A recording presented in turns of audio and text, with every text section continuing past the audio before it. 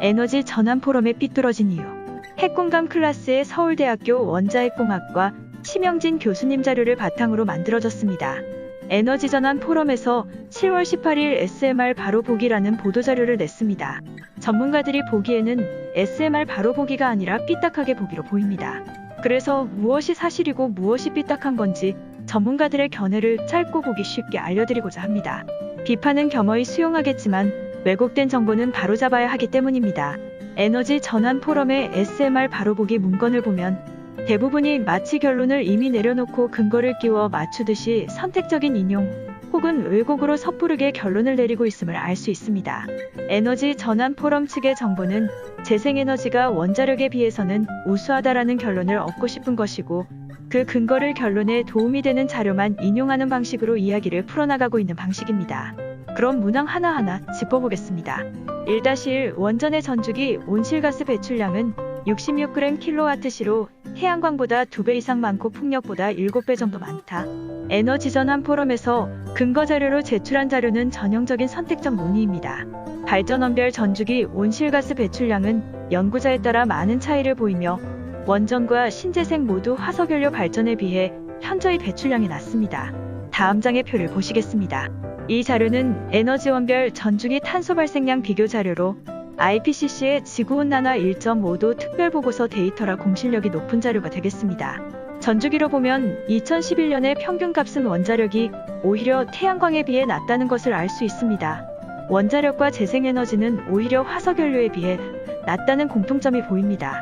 1-2 원전은 건설하고 운영하는 데 걸리는 기간이 10에서 19년으로 매우 길어 해당 기간 온실가스 저감 기회를 잃게 만든다. 보시는 자료는 지난 19년간 완공된 평균 건설 공기수입니다. 대형 원전을 지을 시 세계 건설 공기는 평균 15년 10개월이지만 우리나라는 평균 4년 8개월로 약 3분의 1 적은 시간이 걸렸습니다. 원전 생태계가 건전하다는 것을 알 수 있습니다. 혁신형 SMR은 공기 24개월이라 더 단축되었습니다. 1-3-4 원전은 온실가스 저감에 기여하지 않는다. 오랜 기간 원전의 사용 이력과 신재생 사용 이력, 탄소 발전량 이력의 데이터가 존재합니다. 이를 부분적으로 신재생이 원자력에 비해 우수했다라고 나온 연구 결과만 발췌하여 보도하고 있습니다. 위의 연구를 제안한 영국 그룹이 2010년에 미국을 대상으로 1960년에서 2007년까지 분석 수행했는데 결과는 완전히 반대로 나왔습니다. 오히려 탄소 저감에 기여를 한 것은 원자력 발전이며 재생에너지는 통계적으로 탄소 저감에는 유의하게 기여하지 못했다라고 나옵니다. 그 이후 5년 동안 유사한 연구가 많이 나왔습니다. 그러던 차에 뉴질랜드의 한 연구자가 모델링을 변경하여 에너지 가격이라는 것을 탄소 발생량의 연관인자로 넣고 모델링도 기존의 로그 함수에서 일반 함수로 바꾸었더니 이야기가 완전히 바뀌게 됩니다. 이 모델을 2018년도에 한국의 교수 2분이 30개 국가에 적용했더니 유사한 결과가 나왔고 네이처 에너지에서 128개국에 적용했더니 신재생이 원자력에 기여하고 원자력은 크게 기여하지 않음이 나오게 되었습니다.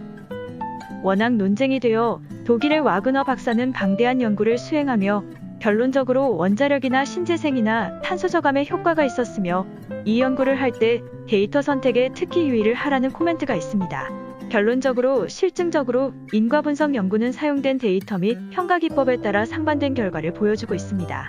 그 원인을 데이터를 통해 발견하고 약한 고리를 강화시켜가며 탄소 저감에 기여하는 정책을 세워야 합니다.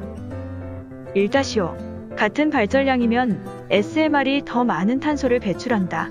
근거가 없습니다. 한국의 혁신형 SMR에서는 경제성과 안전성을 높이기 위해 개통 설계를 통해 발전소 최적을 줄이려고 하고 있습니다. 기자재가 줄어들면 탄소 배출이 줄어들기 때문입니다. 기존 대형 원전에 비해 줄여질 것이라고 보고 있습니다.